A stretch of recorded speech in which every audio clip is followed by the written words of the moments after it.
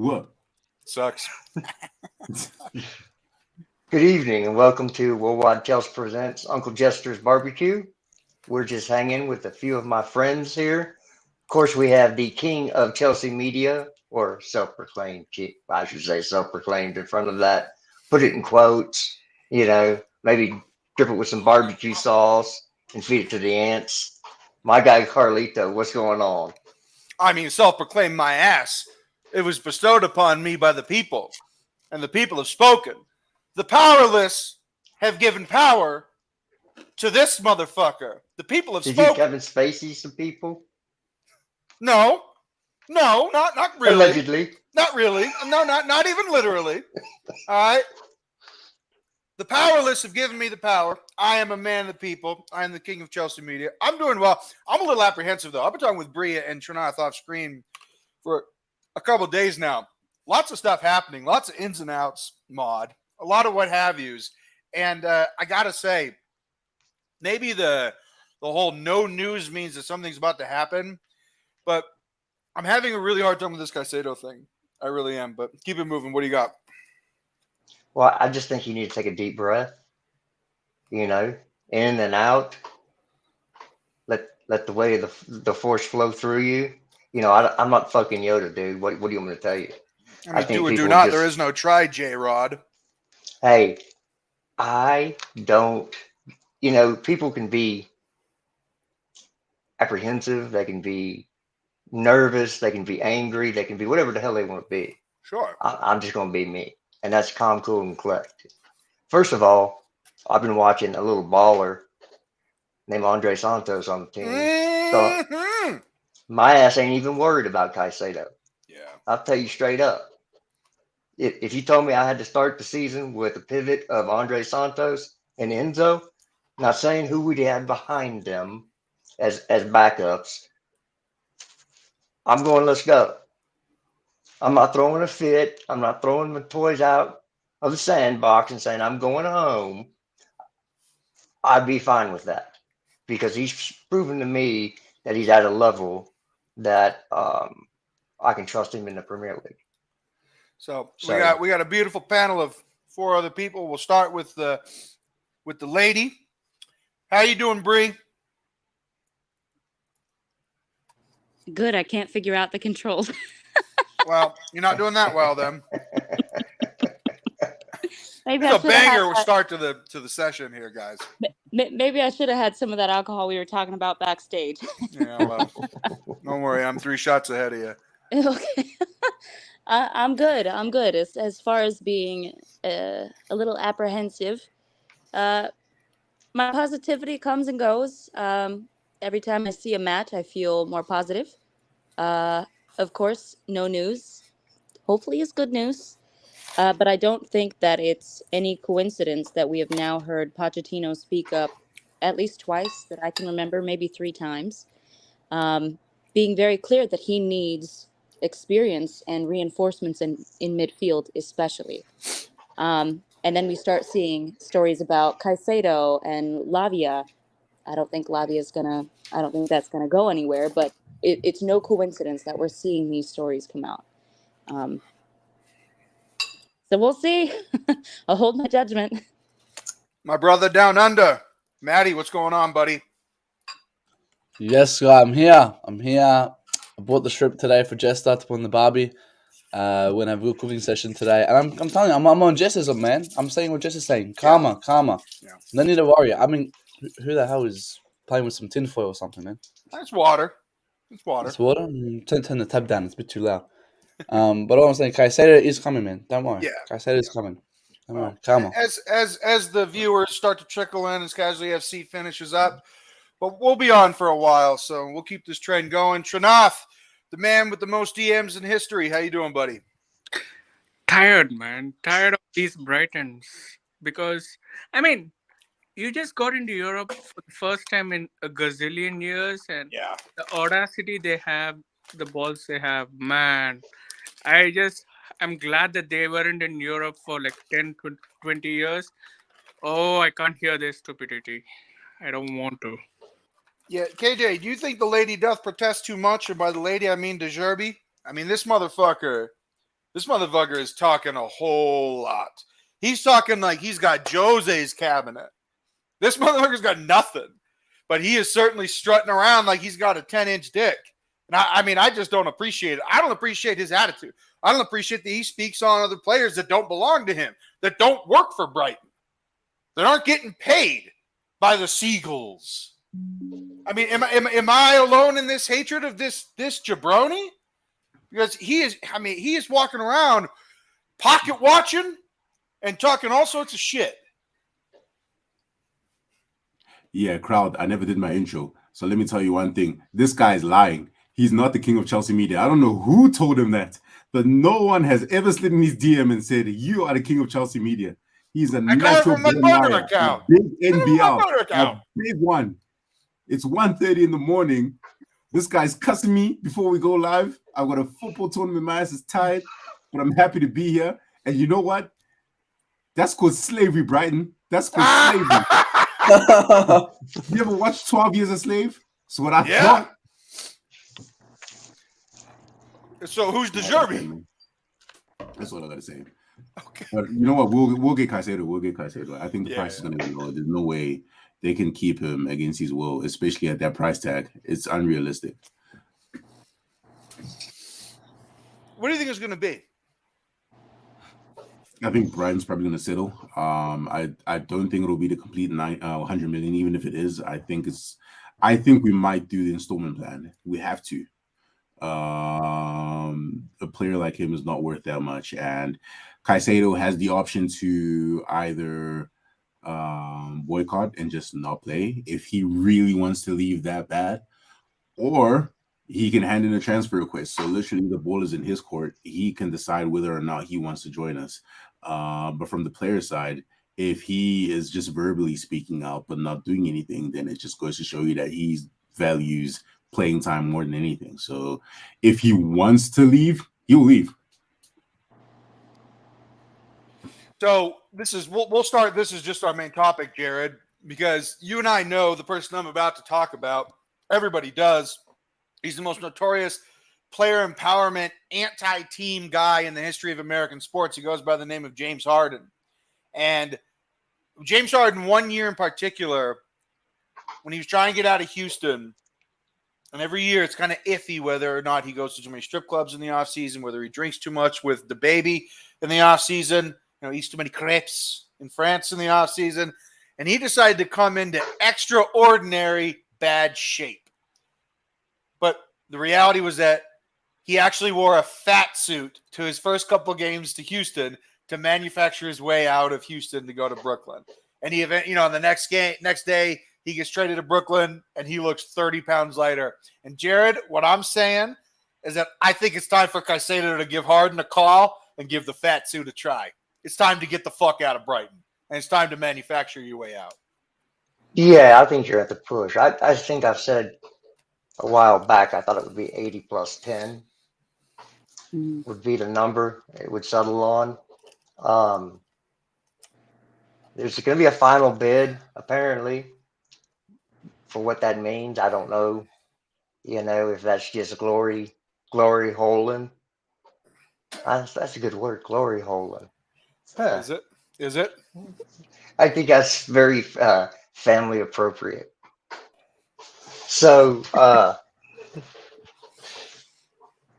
it's just going to be what it's going to be. If he pushes hard enough, he will be a Chelsea player. If he doesn't, and he just accepts it, doesn't fight back, just lays there and accepts it, then he's going to be a Brighton player. I don't know what to tell you. I mean, way to throw a dead fish into the convo. Matt, give me a little bit more than Jared here, brother.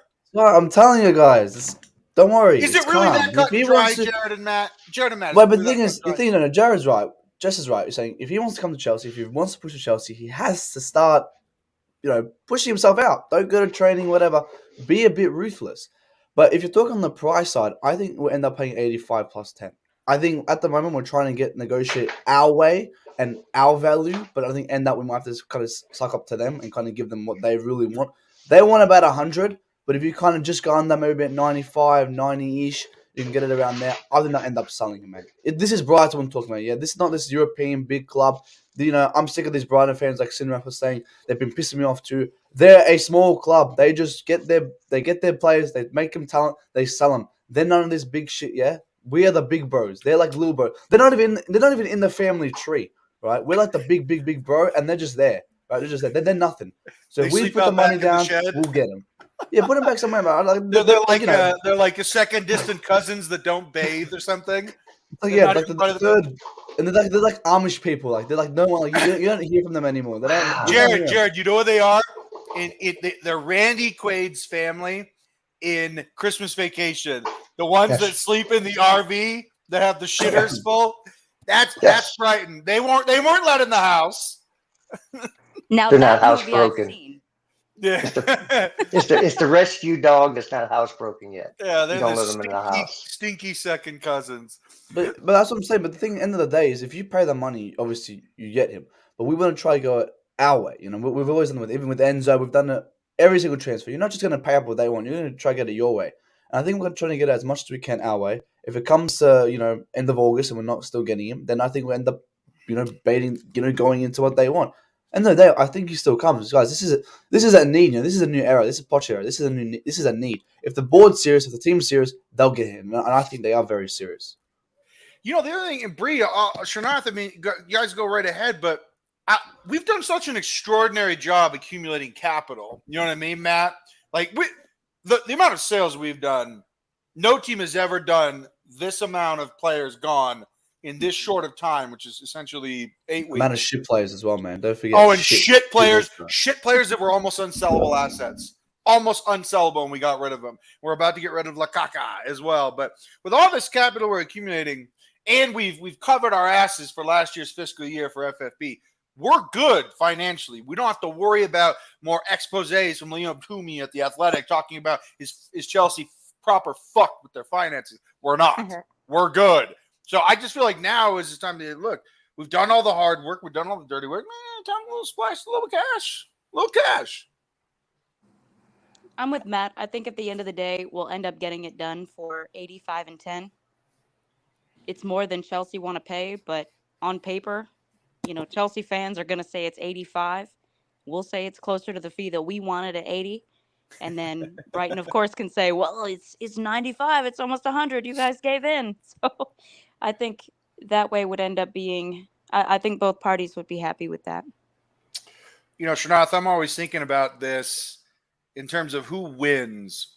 And for me, in any trade, as long as it's not like the Herschel Walker trade that Jesters knows what I'm talking about, as long as it's not that trade that actually really set up Dallas Cowboys to win a bunch of Super Bowls in the 90s with the triplets. But as long as it's not that trade, I think the club that gets the player or that gets the most talent is the team that wins.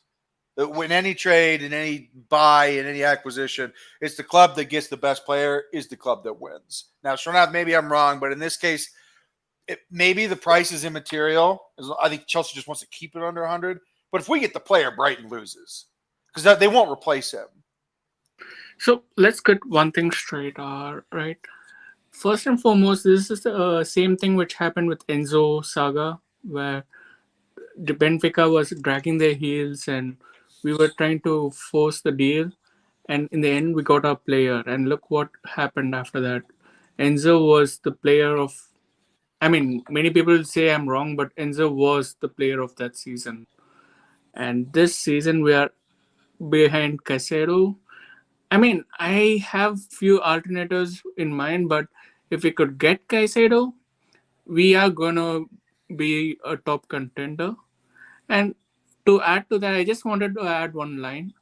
It is that I want to say that there is a very good progress with our recruitment board because of how they were splitting the funds between getting just one or two, that 50 or 100 million plus player.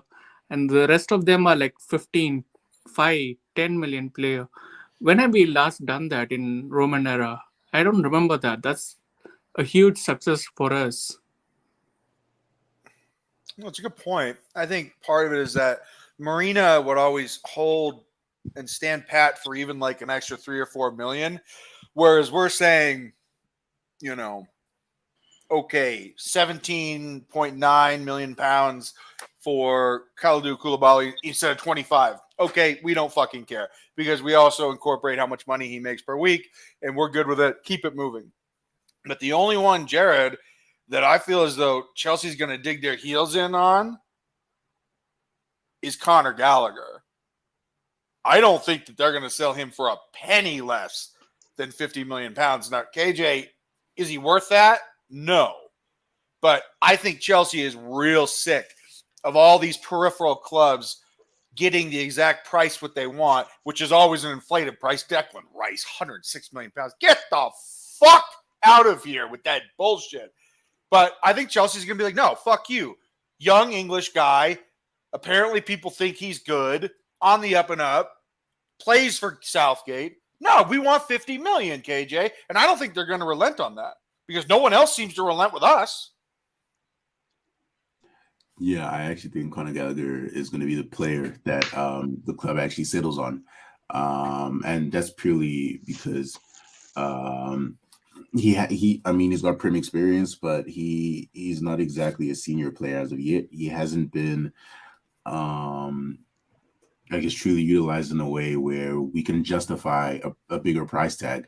If anything, he's going to be seen as a player that you can add as a squad rotational player, but not as a first team player. So 50 million is ambitious. I don't think we'll get that money for him. I think if we get anywhere north of 15 or 20 million, I think that's just a bargain for someone like Conor Gallagher because, like it or not, he can't play football. I don't care what anyone says. He can't play football for shit. And if we get something over 20 million for him, that's genuinely a miracle. Well, KJ, I don't mean to call you out. Maybe you just didn't see it, but we kind of just turned down a bid for like 40 from West Ham. 45 million turned down. Allegedly. Well, how embarrassing. Well, it was verified by not just Jacobs. It was verified by a couple of guys that we actually trust. I think the little college fella with the wig on even said it, and then that's Nathan Gissett. Yeah, I think he said it. The TikTok hair. Yeah. By the way, you rocking a little TikTok hair yourself there, Matty. I know, but that's what we do when we're young. Yeah. But he was. Get old. The thing is with Gallagher, and one thing that really pissed me off was I was hearing fans saying that they want to keep him. And that just pissed me off. Unpopular opinion. Let's keep Gallagher. I think Carlito saw it. Carlito saw that fella. He said, unpopular opinion, keep Gallagher. And then I'm hearing, what if Poch wants to keep Gallagher? What if Poch really wants to just keep Gallagher? Because it would make sense. You have Poch loves to put pressure. You have the road runner, the dog, Gallagher, who can just run left, right, center. You bring him on the 60th minute to put pressure. It just adds up. It makes sense why he would want him. Now, do I want him? Absolutely fucking not. I will sell him in a heartbeat. He's shocking garbage. Horrendous. Right? But it would make sense why Poch would want to keep him. So I understand why they would probably reject it. Because I think Poch do you remember that play in the second half? Gallagher had this perfect split ball. Right? I think it was for Moreira. Right? It was for Moreira. And he hit it right to the defender. And I'm like, that's Conor Gallagher in a nutshell. Any type of breakout play there where you just need a pattern of maybe a couple passes, he's gonna fuck it up, Matt. He's gonna fuck it up. He's shit. But the thing is, Poch want him is he gets the ball. He can get the ball good. He can fight for that ball. He's a very good ball winner. I'm not saying once he gets that ball, he doesn't know what to do with it. He's fucking horrendous. And then I don't know if you watched Carlito, even in the second half, he made that fantastic pass. I think it was to the right wing, and then he received it and then did that horrendous touch. I'm like, that is Gallagher in a nutshell. He can make one good thing, and then a second later, he fucks it up. Did you hear the announcer? They're like, Gallagher with that touch. I was like, yep, he knows. He knows exactly what he's talking about. Everybody was waiting for it. Well, Carlito, we wouldn't reject a bid for Gallagher if the manager said he didn't. If the manager said he's not in his plans, we would have got rid of him 15, 20 million. But I think the reason we rejected him is because I think the manager genuinely wants to keep him for his way of play. Okay. And if the manager wants him, but I'm going to see him myself. Get this fucking twat out of here, man. He's a fucking horrendous. But Jared, let's talk about this because the manager is saying a lot of things because he has to, and it's his job, right? To deflect or to at least put out fires or turn down the heat on an issue. But he's saying a lot of things like, yeah, he's in my plans. Yeah, he's in my plans for now. He's always throwing a caveat. He's always throwing a fence riding idiom into the mix. He's always giving himself a hedge, an out, an outlet to say, well, I said he was in my plans then. Maybe he's not in my plans now. And I feel like that is actually going on with Gallagher. And then the next guy we'll talk about, but let's just finish up with Gallagher here. Jared, I actually still think that Poach sees what we see. I think that I would have taken the 40 and ran to the bank quick and cashed a check. Quick, boy. What is the episode of Family Guy where he wins the ticket, the golden ticket, and he's running home and he trips and falls and he scrapes his knee. That's me running home, right. I mean, that's me running to the bank trying to cash that Gallagher check. This guy, look. People think that average means bad. No, it doesn't. Average means average. Okay? I've had this conversation so many times and people don't get it. At least I have somebody that understands that average doesn't mean bad. And average players will play well sometimes. And they will play bad sometimes.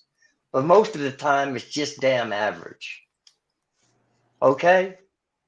And Conor Gallagher is average. Now, if you ask me, would I rather have Conor Gallagher or Mason Mount? Probably Conor Gallagher because they keep his mouth shut and won't do stupid TikToks. With his ugly girlfriend. Get off my yard. That's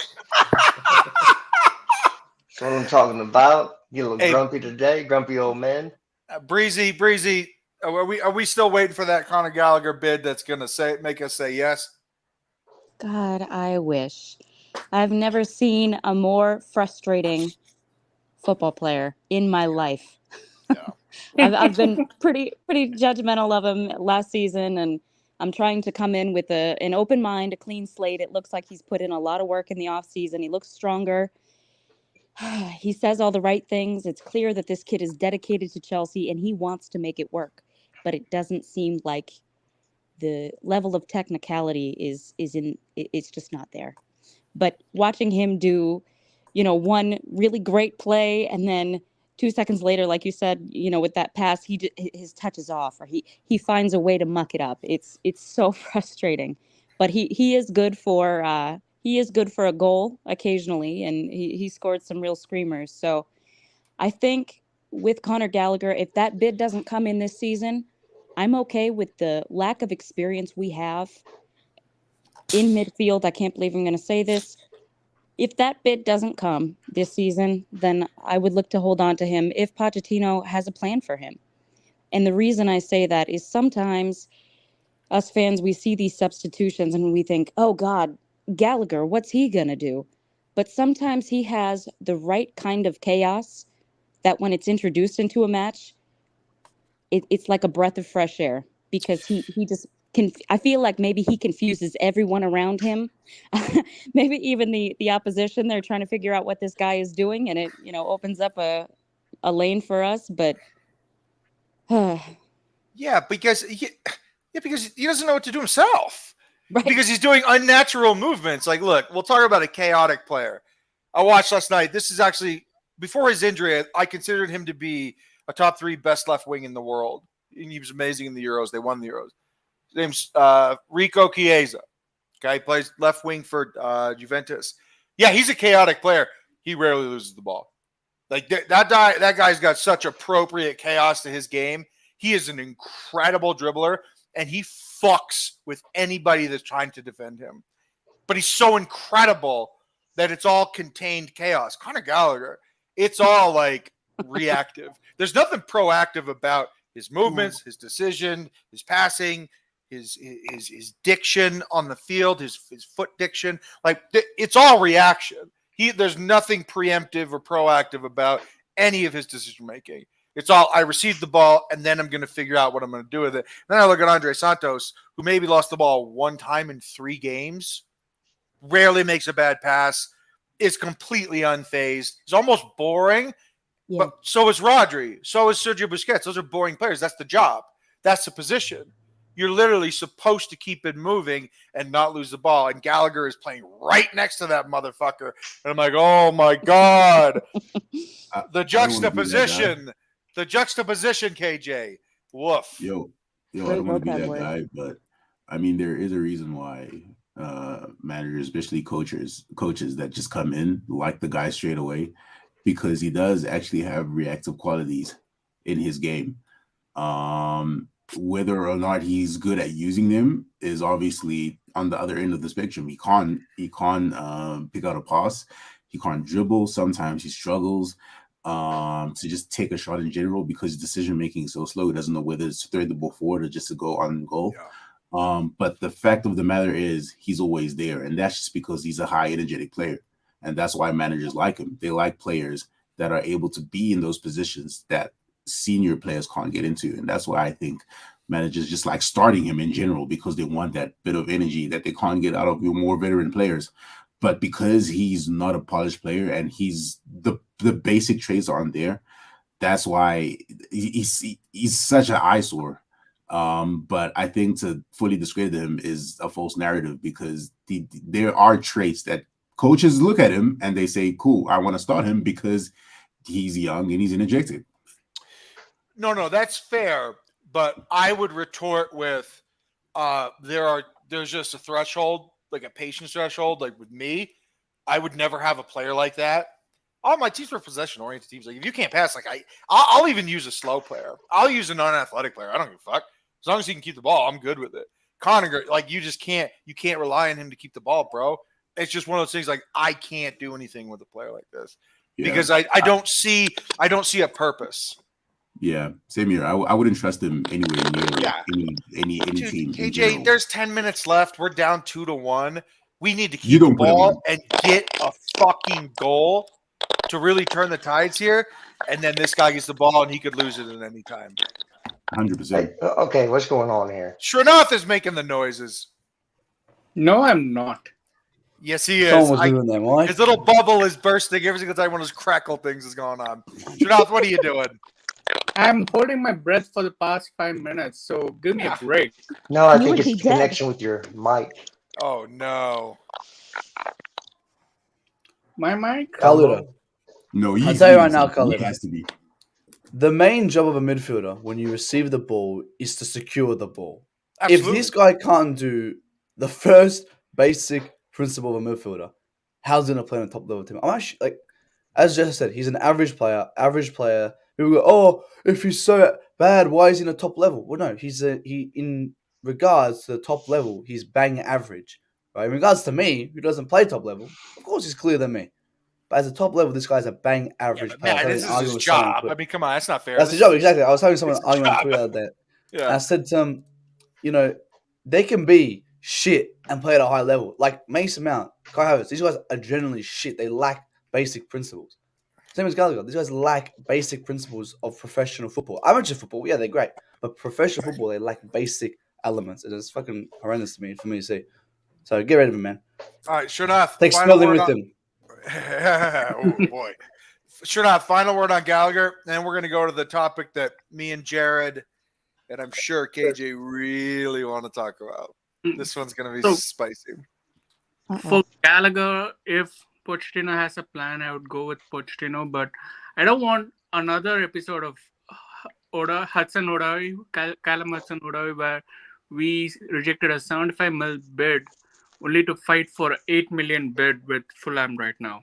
So if we are getting the right price, I would say sell him and go on with it. Like we can reinvest it somewhere better. That's what my take is. All right. So this is the main one that I want to talk about. Jared, like you've said many times, average players can have good games. And a lot of times, those games happen in July and August. When everybody's trying to get fit. Danny Drinkwater last year, man. Guy was looking like Pirlo out there. Woo! Oh, yeah. All right. So our wings right now are thus follows. Sterling, Mudryk, who's amazing, Madueke, and Angelo Gabriel, as well as Diego Moreira, who actually looked pretty dangerous last night. Wednesday. We have 5 wingers right now that we're looking at. From the looks of it, Angelo Gabriel might be going to Strasbourg, which, by the way, I think is a mistake. I actually really like him. Diego Moreira, he might actually stay. But then we've been playing someone that everybody told me was a left back. Everybody told me left back, going to be the starting left back for Chelsea. And he's so not a left back that he's not even playing left back. And that player is Ian Maatsen. And I got to tell you, Jared, oh my God, I say one bad thing about Ian Maatsen. I get DMs. I get 50,000 fucking replies, which I don't mind. Aggregate the fuck out of me, dog. It just makes me more popular and infamous. I don't give a shit. You can say whatever the fuck you want. You never change my mind. But this Ian Maatsen situation, bro, it's a fugazi. He's tiny. He's tiny in a way that Tariq Lamptey is tiny. These guys can't play defense with Chelsea. They'll get eaten alive by wingers like Rafinha and Ousmane Dembele and Leroy Sané, these guys that are 5'11", 6 feet. Dude, give me a break. Ian Maatsen going to play for this. He's no fucking way. We get a 20 mil bid, we're selling this guy. I'm not buying anything that dude is trying to peddle. He's had a few good games playing cushy wing next to Nicholas Jackson and Christopher Nkunku, who are both class players. Get the fuck out of here with this Maatsen shit. I'm so tired of this preseason fugazi nonsense. Jared, tell me, am I wrong here? Because I don't see a player that's going to last more than 2 more weeks at Chelsea. Well, considering we're linked with 2 more right wingers with left foots. No shit. I find it hard to believe that Ian Maatsen is going to beat them all out. I said, like Christmas time or maybe earlier than that the only way that Ian Maatsen would make Chelsea is as a right winger, because he was too small and I got told to shut up. I didn't know what I was talking about. Yeah. Did they say you don't know ball, Jared? You don't know ball? Yeah, I don't know ball. Yeah, I'm gonna say it again. The only way that Ian Maatsen makes this team is as a right winger. I think that Lewis Hall is better as a left back because he is bigger as a person. A lot bigger. So for me, if I had to choose between Ian Maatsen and Lewis Hall, for me, it's Lewis Hall. I'm not saying Ian Maatsen's bad or can't play. I'm just saying I like to have beefy defenders. Yeah, and Lewis Hall's thicker than a swamp possum with the mumps, man. He's got a big old butt, and I don't hate it. I don't hate it. I think that he's very strong. I just don't think he's a starter. But I mean, if it's between him and Maatsen, it's Hall, who's to me again is not a starter. But I mean, we'll go with Breezy here. I mean, what do you see from Maatsen? Because I'm getting so many goddamn DMs from people like Jessica saying, "I told you about Ian Maatsen." Told me what? I'm a little bit on the Maatsen train. I can't lie. Oh, fuck me. I need to see him. I think it was yesterday. Earlier today, put my lineup for what I want to see against Fulham, and I want to see Maatsen as a left back. I need to see that. I need to have proof that he's not strong enough, not tall enough. I need to see that for myself. Bro, because he weighs as much as KJ's left bicep. Well, have you seen that guy? He swallowed rocks and stuffed them in his arm. Have you seen KJ? That's what I'm saying. He swallows people. He's my days. Beefy. Allegedly. I don't know, brother. KJ, save this young lady from a bad take. What's going on? Oh man, the poo is starting to be flung. She's like Ken and Barbie, the damsel. Oh Oh man. God. Hey, Gigi, the DMs are open, man. You didn't watch that, did you? Hold on. I didn't answer No, I Drew's watched question. Oppenheimer. I watched Oppenheimer. Come on, bro. I watched Oppenheimer twice. KJ, have you seen Oppenheimer, KJ? I'm seeing No, it in a no. couple of Okay, hours good. if I can You get some closed that sleep. down way too fast. Did you watch the Barbie movie? No, KJ did though. I watched the Barbie movie. It was so shit. I never fell asleep. It was garbage. You watched so, the Barbie movie. Yeah, I think that's Oppenheimer. So KJ. Okay, that I can see. Yeah. What do you mean? Facts. Hey, that would be Ryan Gosling, but shit movie, man. Fuck. All right. So KJ, this Ian Maatsen thing, this is nonsense, right? This is 17-year-old Chelsea Twitter that's 1 year old enough to even get into the stadium by themselves. Like, get the fuck out of here, bro. Nah, I think we're kind of lost the plot when it comes to what makes a solid left back, especially in the Premier League. And that guy is literally one tackle from breaking his spine.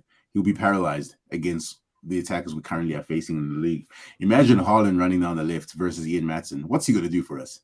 Besides getting flung out the field, into row Z, out the stadium, in the robots, out the country. I don't know if he makes a good defender. Maybe he could play in a good wingback system, and we could just use his pace, his agility down the wings. But other than that, I don't see how he is a starter for us, especially when we are building a team that's very not just high energetic, but very agile, very strong. He just doesn't complement the players around him, man. I don't get the appeal of him. He's a good player, though. Don't get me wrong. I think he's a very good player. I just don't think he's our sort of player. If anything, he's a Brighton player. Yeah. Oh, yeah. Like Jared, that's like a Trossard type situation. You know, maybe like an inside player, wing back, where he doesn't have to defend anyone. I don't think they need a left back. It's just a figure speed. Like, but KJ's right. I mean, he is sort of a Brighton. But I mean, what are you thinking, Shrinath? What are we thinking, my brother? First and foremost, Ian Maatsen as a right winger was good, and I wouldn't sell him for 20 mil. Given the English tax, I would pump it up for 30. If it is 30, I'm good. If it is 20, no, it's going to be 30. And if it is Brighton, it's going to be 50 mil. Oh, he is our most important player. We have plans for him until 2030. So if you want him, it's going to be 50 mil. I think if you want like a good representation of how he could be in our team, just like don't waste your time doing this. But if you want to, go watch Danny Rose play for Tottenham. Like go watch any old footage, and you'll literally see Ian Maatsen. Yeah, it's a really good comp. KJ, it's a really good comp. The thing is, I would play him more high up. I think as a left back, I agree. I want someone who's strong. Like Chilwell for me is horrendous. I want him to be gone. Bad take. No, he needs to go, mate. Terrible take. I mean, the thing is, and I said before I go into Maatsen, the thing with our left back position, our left back position is probably the most difficult position at this club because we have a left back who can't defend and another left back who can't attack, and we have another left back who's too small and another left back who's too weak. Like, none of them can complement a left back role. A left back role is supposed to have defensive qualities, be strong, push up, have a good left foot. They all have different things. Chilwell can't defend. Cucurella can't attack. Lewis Hall, he's too weak. Maatsen, I don't think he can even play left back to us. I don't know. But the way that Poch used him on their preseason, to me, showed me this vision. And I can see him playing as a left winger. I can see him playing as that more higher because it allows, if you have Chilwell on the pitch, right? Let's say we have Olise. Olise's on the pitch. He's on the right side. He's hugging that line on the right. Yeah. If you get someone like Maatsen, who doesn't need to hug the line, you can come in, you can cut in, receive a pass, sit back, Chilwell overlap, you can complement each other. Because wingers, let's be honest, wingers aren't really wingers these days. They're becoming this new era where you can use them more centrally, you can use them more defensively. It's not really coming. So I will keep Maatsen, and I will use him on that wing because I think he'll be very, very important there. As a left back, yeah, he won't be bad. I would want to, as Brady said, I would want to see him first, see how he can do it. Because, hey, 5'6", I know it's small, but Who knows? Maybe he can be the exception to the rule. And Dude, you got to that's see Matt. that. That's so small. I mean, for normal life, it's fine. But like, Above but average. for football, bro, for a fucking defender, that is tiny, man. I can't 5'6". Yeah, well, then why not play him on the wing then? I mean, that's why I think Poch is trying to. We have 4 left backs. Poch is trying to use these players as much as possible. Okay, Lewis but Hall- would you rather have Maatsen or Michael Olise? Who can? Yeah, both. We said we can't have both. No. I'm asking. Well, at least because he's Of course. And by the Hey, way, you're but right about him like doesn't- getting wide. He gets doesn't prevent he gets anything. as wide as he can possibly get. That's what I'm He's a good saying. player. At least the thing is with wingers, I don't like my wingers to both hug the line. I don't think it's that like you go Mudryk, you go Lisa. You don't really need to hug the lines these days. You can kind of cut in. You can cut between the half lines. You don't need to go and get the full line. You Well, cut in it's between half also lines. you also want a striker that can do an overlap. If the winger's doing an underlap, the striker does an overlap. Those are the types of things that screw up marking assignments between the center back and the outside back. That's pattern play stuff that is taught these days. It wasn't taught 15 years ago, but it's definitely taught now. Here's the thing. Maatsen is way better than Sterling in the past season. What? Oh, hold on. Stop. Hold on. Yep. Back that train Yep. up. Yes, indeed. I played Say that We're again. going to football. use. Hey, Sterling's the last topic of the day. Sterling's last. We'll wait. Let's Hold wait. on. I'm I here on played Maatsen. I'm not going to Sterling yet. in I mean, like, the 90s, early 90s. And we were teaching overlapping and underlapping like that. No. I mean, in the sense of a 4-3-3. In the early 90s, everybody played a 4-2-2 with 2 strikers. That's not true. Oh, come on. We played 4-3-3. Who's we? My high school team. Oh, come on, man. I'm talking about professional football. But if we were not teaching at a high 90s. school level, No. Underlapping, overlapping within the half spaces. What I'm saying is like Matt is talking about a specific type of play that Maatsen would be good at.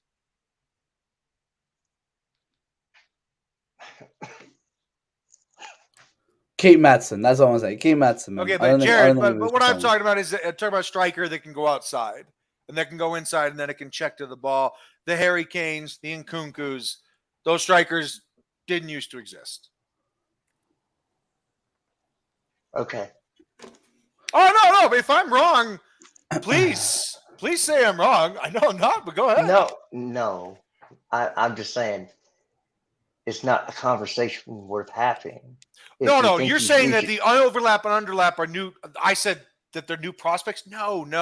That of course not. Of course not. That's an old school play. No, but I'm just saying that what Matt's talking about is a winger that's playing more of a half space inside forward player. The dynamic with the forward that can now go out wide and then the wing can come inside. Those types of things didn't used to happen. Striker used to just stay central and wait for crosses in the box from the corner of the 18. Well, I mean, it's taught in so many sports. Yeah, the exact thing. It's not worth talking about because if we don't keep Maatsen, why are we having this conversation? I don't think we will. Okay, then we don't need to have any more of I this think we will, conversation. though, to be honest with you, Carlito, because you look at it, Poch is trying very hard to use him. That's why he pushed him up in that left wing position.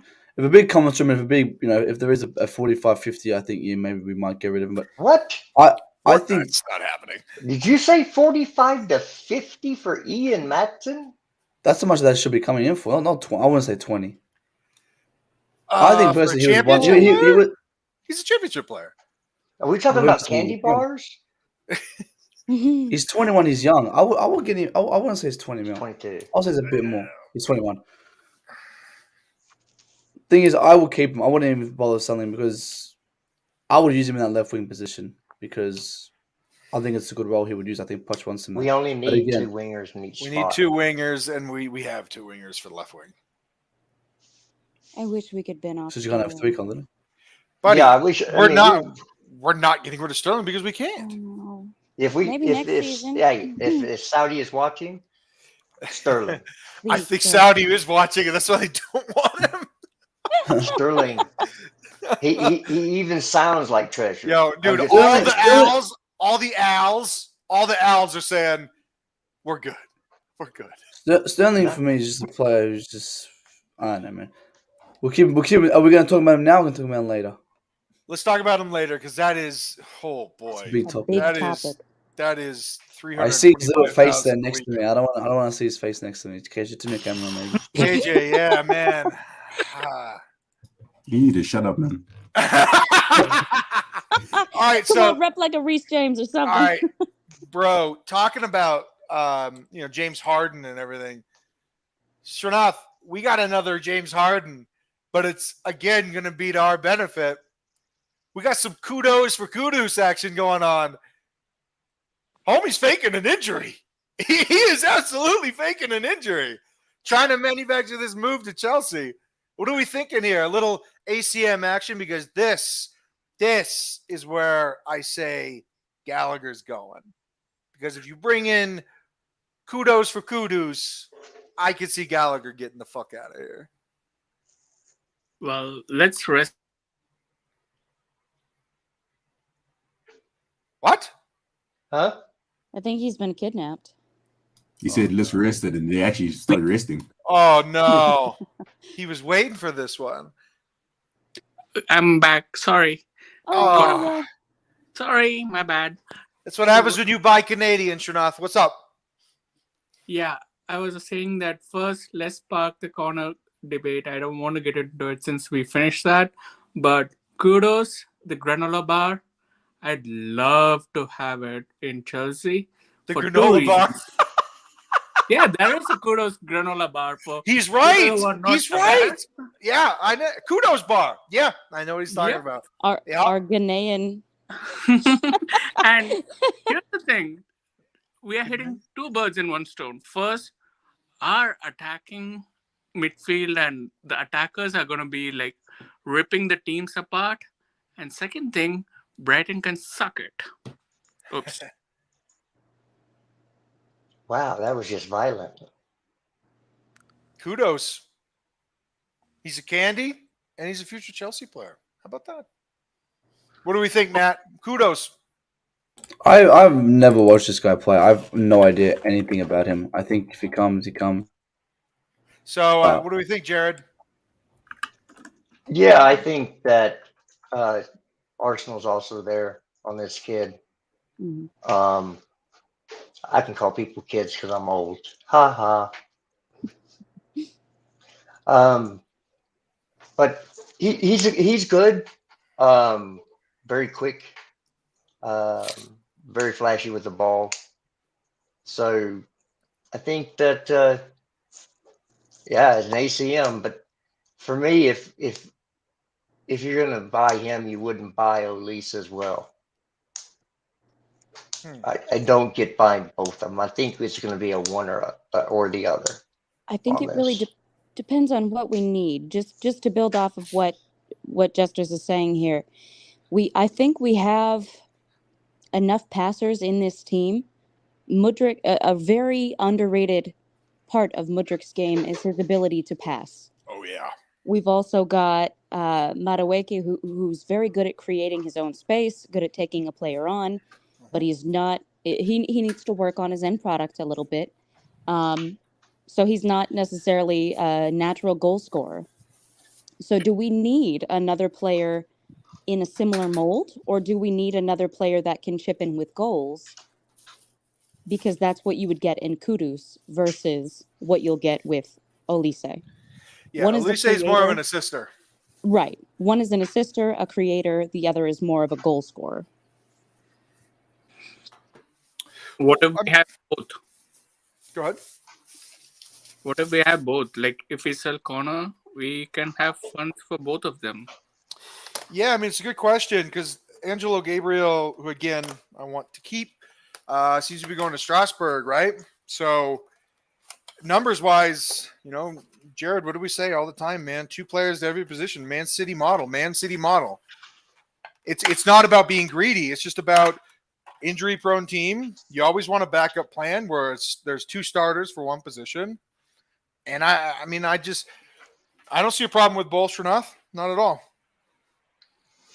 I don't think that's going to happen. Sorry. Well, we do have the money, Jared.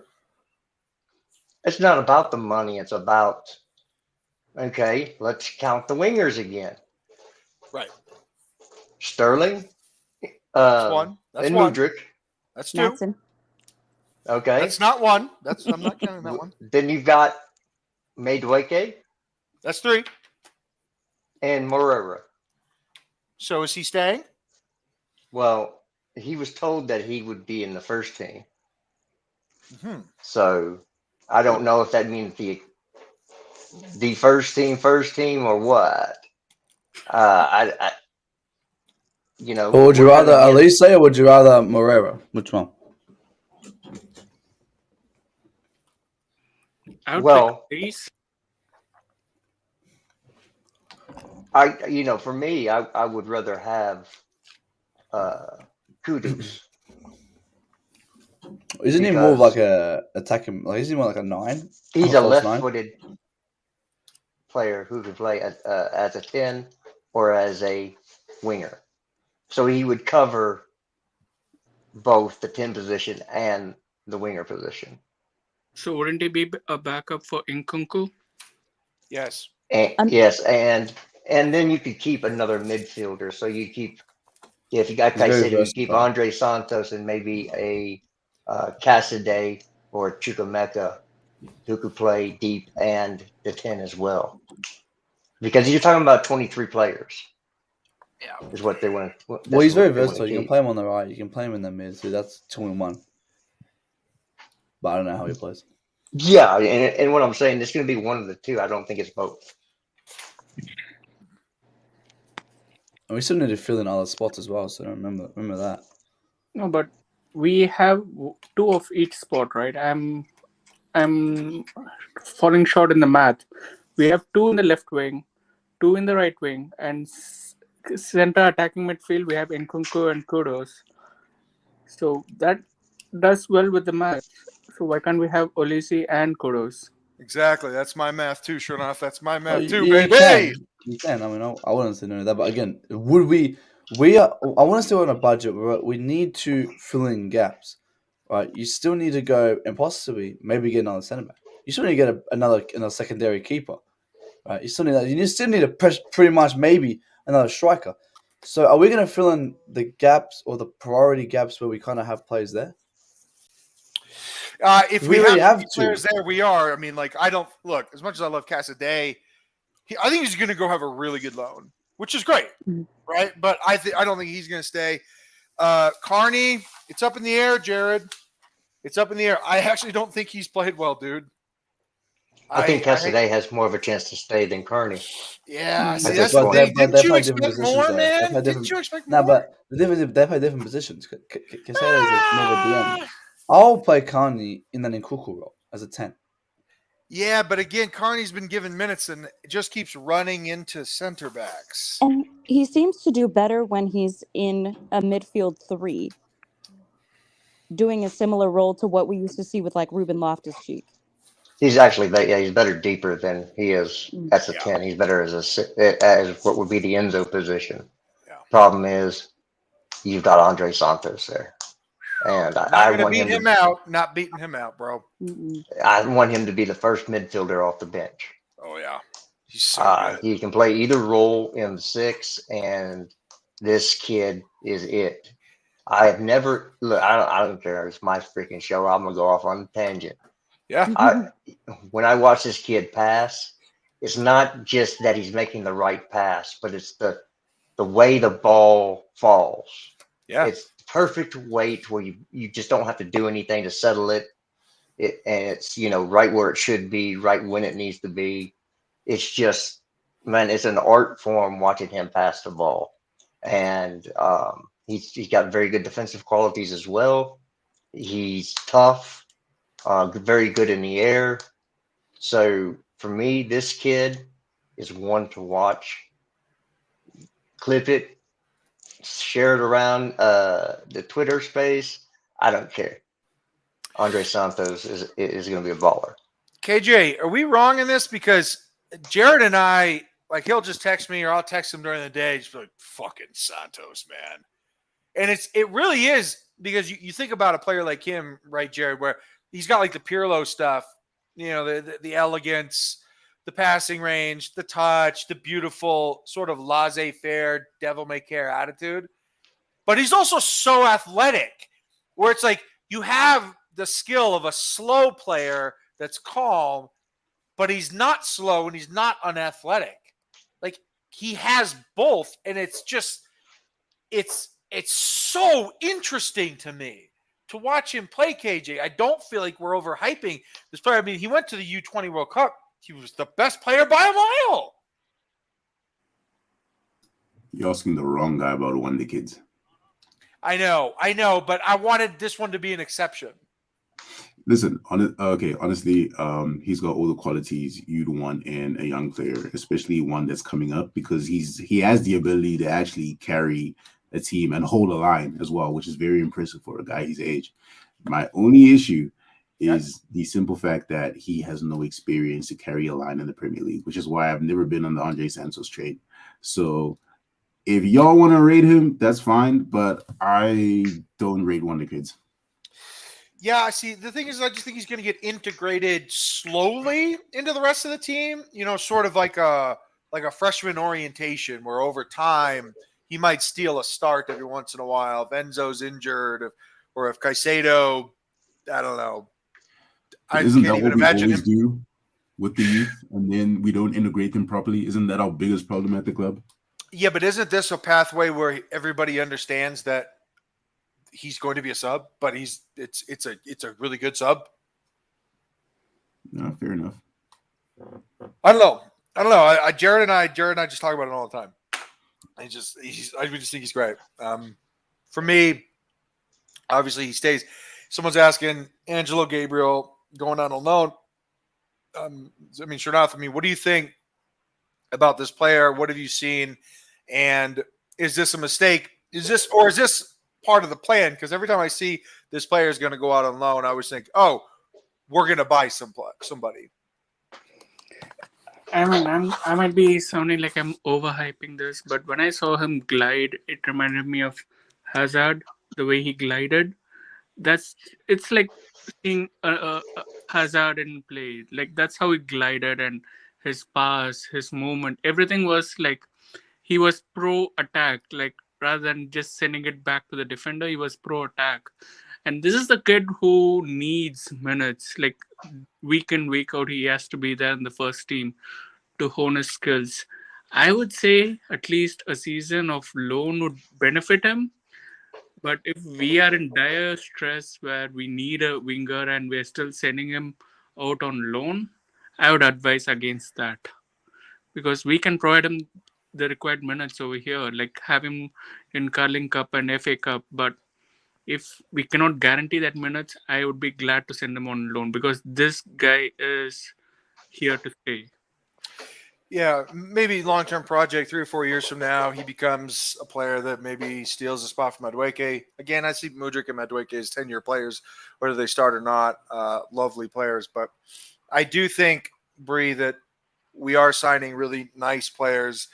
But at the end of the day, you're not going to win with kids. We do need to, fill out the roster.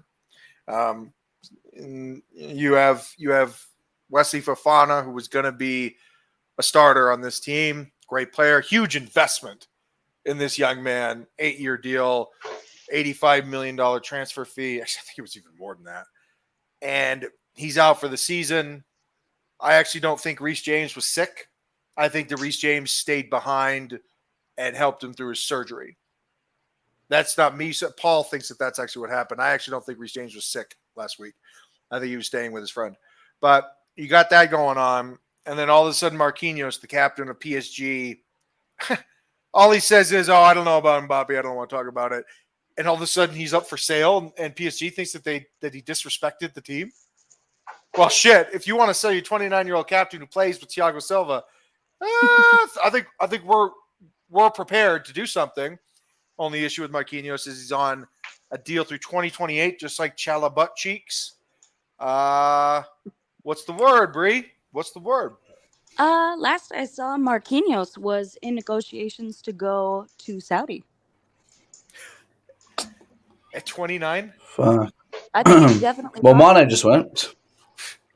Everyone's going to think. Carlito, I said, this is before Carlito was even in the space. Maybe even Jess was. I said on Monster Stream in 2020 when lockdown COVID was in 2020, and I said, bring me Marquinhos to the bridge. This guy is him. He's he/him. Hold He on, is him. stop.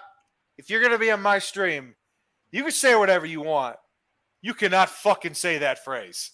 He's him. Do him. not use that phrase on this him. fucking stream. That is, Marquinhos is that guy. I am Joe Marquinhos Biden is that censoring Facebook of one fucking phrase, and that fucking phrase is the him phrase. That is horrible to listen. That's what you get for inviting a TikTok star. Dog, you and Nathan Gissick need to do a TikTok video with that phrase in your fucking hair. Oh my god! We're gonna be doing. That's what we're gonna be saying. Carlito, he is that guy. This guy. You can say he's that guy. Don't say he is him because. Oh no, he's he/him. That's his pronoun, man. He's he/him. That's his pronouns. I'm being respectful in 2023, man. Jared, I'm gonna lose it. this jabroni. Hey, you the one that brought him on. You know, you're the one who invited me. You're the one who's messaged me. Dog, come on, his hurry front up. hair looks like a porn fluffer. I mean, come on, bro. What are we talking about here? Man, he's like, come on, man, please come on. Anyway, Marquinhos for me, Carlito, is the guy we need. This guy is a fantastic player. He's a leader. He's a player who can come in. You can play him DM if you want to as well. You can play DM. Let's not forget that. You played DM in his early days. This guy is a real baller, and I think Chelsea should be doing everything they can to get him. You get a Marquinhos with Thiago Silva. Marquinhos will be the next Thiago Silva when he leaves because he'll be that guy who you can lead off. You can watch him play like Thiago Silva. This guy's a leader. Like, you watch him play. You play next to him. You all of a sudden become better. That's Marquinhos as well. Marquinhos learned from him too, right? So I'm telling you, you get a Marquinhos, you get a Caicedo. Mate, this is big days, man. This is easy. I would say that if Chelsea get these players, it's top 4 easy. See, this is the thing, man. We all thought Koulibaly was going to be the next, sheriff, right? Sheriff, where when Thiago Silva leaves, Koulibaly's the elder statesman, the guy that was going to carry us into the promised land, dragging all these young kids behind him. Well, no, that was the intention. It obviously didn't work out. You know what I said, Carlito? I said teams haven't gone in for him for 6-7 years.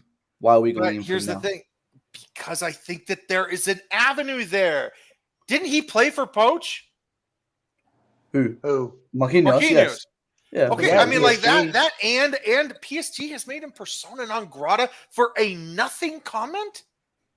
That's good. Good. Make them do that, man. Because I mean, the thing is, Carlito, if we want him, we can get him now. Because as you know, as what's happened per the reports, yes, PSG don't want to keep him in after those stupid comments. I don't know, man. I don't know what the comments if they were that bad. He doesn't want to talk about Mbappe. He doesn't want to talk about Mbappe. The thing is, you got to go and get him, man. You got to go and get him. Yeah. You know, he's not going to come to you. You got to go and get him because obviously he loves PSG. He would want to push for PSG. If he ends up going Saudi, man, that would be embarrassing to him. I mean, that'd be embarrassing. That's on him. Let's let Bree finish a comment that you cut her off on, by the way. It's a discussion. It's a discussion panel, isn't it? I know that, but this is also a good lady friend of mine, and you're not going to cut her off. Bree, what are we doing here with Marquinhos? I'd hate, and I know I hear the disdain in Matt's voice as well. If he goes to fucking Saudi, that is a waste. There's a lot of really high quality going out there. I mean, everybody is watching this happen, and no one is saying what is really going on, and that is that they are all fucking selling out their careers 3-4 years early. This is a sellout for a big buck. For a big buck, dude. They already make otherworldly money. I mean, if you're making $5 million a year. Bro, I mean, come on. That's what 70 people on middle class wages make in a year. An aggregate of 70-75 people. I mean, fuck off, bro. Hey, if I make $5 million a year and I'm gonna get a deal for $20 million a year, you think I'm gonna say no? You think I'm nuts? I think that I'd have more professional pride. Gordon Gekko, how many yachts do you need? Come on. He ain't no Gordon Gekko. What's that? He ain't no Gordon Gekko. No, he's about to be more rich. I mean, Bree, maybe I'm being a purist here, but I don't know, man. I wouldn't do it. Not at 28, 29. Not when I have a chance to go play with Thiago Silva at a club level again. Wow. Wow. So I've seen a lot of things. I will be honest with you. I don't watch PSG hardly ever unless Hold on. Chelsea. KJ's got to go. KJ, sorry to cut you off, Bree. KJ, what's the final word, my dude? If anyone decides to talk bad on my dad Sterling's name, they can go suck a dick. Ha! It's a small meal. It's a small meal, KJ. Bree said, all right. Okay. Damn. Vienna sausages. I'm gonna talk shit. Oh, Bree can bring it. Tell you what. Damn. Yeah, bro. Little pork and beans. Little. What are those Vienna sausages? The tiny ones? That's what I said already. Vienna sausages. The ones that be wrapped in bacon and make like 15 rings. Yeah. Those. Yeah, we're just gonna call them sausages from now on. Oh, Lil Dicky. All right, what's up? Oh my god. Oh, that just ain't yeah. right. My Poor brother KJ. Hormel. How we doing? Big up the panel. Big up Uncle Yeah, Jesters. buddy. Thank you for having me on the stream. Big up everybody. KJ, thanks for coming on, man. I will catch you on the next one. See you, peeps. Of course. All right. See ya. Sorry, Bree. We cut you off, but it's my guy right there. Had to see him off. KJ is good people. He's the best people. So I don't watch PSG unless it's Champions League and Chelsea aren't playing. Mm-hmm. That being said, I'm seeing a lot of people on the timeline saying that Marquinhos is not the same defender he used to be. Bullshit. So I don't know that I am the one to answer this question for you.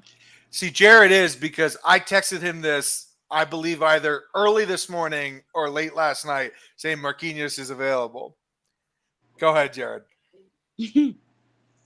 What's the question? Marquinhos, see or no? See. See. Yeah, He's very he's a intrigued. baller. Oh, yeah. I mean, he might be playing at half pace at PSG because he can get away with playing half pace at PSG. You know, no, that man's a certified baller. I like Marquinhos a lot. We've had this debate. Will we get him? Probably not. Like Bree said, probably going to go that big Saudi money. It is what it is. I'd be fine with Mark Gahey or Axel De Sassi. It is what it is. I just, I'm almost to the point now where I'm ready for the season to start. So we'll actually have football to talk about. Yeah, me too, bro. This will we or won't we, or will she or won't she? It's like, dude, is this a dating show or something? It's Maddie's Love Island. So I just don't know. Shanath, what are we thinking, man? Man, oh man, which one are we talking about? You just told me to check my DM. Oh, Harry Maguire, 20 million pound bid rejected, Your Honor. Woo! You're a jizzard, Harry. You're a jizzard. That's a new one. That's an oldie for me. I mean, like 20 million rejected. The guy should take for 10 million. Like, give me 10 million, I'll sell him. Bro, I think his salary is 20 million. Did they say who the bid was from? West Ham. Oh, Hammers. Yeah, West Ham's going to get him. It's going to take a little bit, but they've been linked with him for a while. It's a reunion, I guess. Slabby McGee. I mean, the guy is he's Gouda cheese stinky, bro. He is bad. he's worse than Chalobah. Oh, he is worse than Chalobah because he's not handsome. At least Chalobah's handsome. He's very handsome. I don't like the orange hair, but he's very handsome. Yeah, Maguire, woof. You got that Lego head, bro. Man is built. You're out here looking like I need to connect four and put you together. My God. All right, so you mentioned Gahey there, Jared. Any legs there? Certainly more legs than Ryan Cherokee. Yeah, I think there's good links, solid links there. Yeah. Will it happen again? We need a center back. Who are they going to decide on? I think at this point they're going to play these next 2 games. Yeah. As they try to wrap up Caicedo, come back, have discussions on what they need and what they don't need. Unless they've already, they could have already decided this, but they're going to come back, sit down, have some donuts. Do they have donuts over in England? Or are they called something not other thing? Yeah, are they called biscuits? Are they called I glory don't know. holes? Glory holes. Yeah. Okay. Cool. Yeah, something like that. Glory holes. Yeah, that's Okay. it. That's the You word. got, of the you got day. me. You got me doing dad jokes, motherfucker, and I ain't You even a guys are- dad. You guys Thing are is, fixated Gay on is Gay. glory holes tonight. Yeah. Gay for me is not the guy who take us to the next level though. Gay is No, it's a a bit sub. above It's a sub. over- Matt. It's a sub. what? It's a sub. Subs. Let me substitute player. Yeah, like a depth. I'm sorry, you don't go and buy. You go buy a top level player. Don't go buy these sub players. If you're gonna buy someone, get your scouts to go buy another battery shield. Oh, now you're talking. Well, Can you find one? Because I can't believe we That's found not my him. job. It's not my Yes. job. Yeah, but Matt, someone that's that good, fuck, bro. That's their job to do. They did it once. They can do it again. That's I their know, job. They but can like pay you're millions of dollars not to do it. They like can do it. an underrated, an under the radar player who shows in as like one of the best defenders in the league automatically. That's really hard, bro. Well, you can always go push if you really want it. If we see Marquinhos go to Saudi, I'm gonna be disappointed in this Chelsea board, right? Oh, not the board, the whoever's gonna make it, obviously. But you got to, I don't know, Gays are just a bit above Chalobah level. Like he's nothing. I Nothing understand. crazy. I understand. No, I don't but think like, it's look. at that next level. We need. By the someone way, did you hear much that better than that? Batty Shield is going to be ready for the 3rd game? So it's not going to be some huge Oh, thing. thank God, man. I Yeah, mean, like, he's Fofana's he's the good. thing is, we don't have our only selling back who can probably last a season is maybe, hopefully not just Chalobah, because if Chalobah stays, right, you've got Fofana. He ain't last. I told everyone he ain't lasting a season. Saga still ain't lasting a season. You've got only Batty Shield and Colwell. No, Colwell. Like, come on, this Humphreys fellow has been playing better than Colwell. I haven't seen Colwell play that properly, but Colwell needs to start playing. I mean, I don't know why the manager wasn't playing him, but he needs to start playing. Enough of Humphreys. Start playing Colwell. He needs to be ready. See, the thing is, Matt, if anybody were to say the World Cup is the issue, no, Mudrik's been playing. Mudrik's so, right, yeah. He was benched the whole game against Newcastle. So we I got saw Fulham. that. Fulham. Aren't on you Monday. surprised?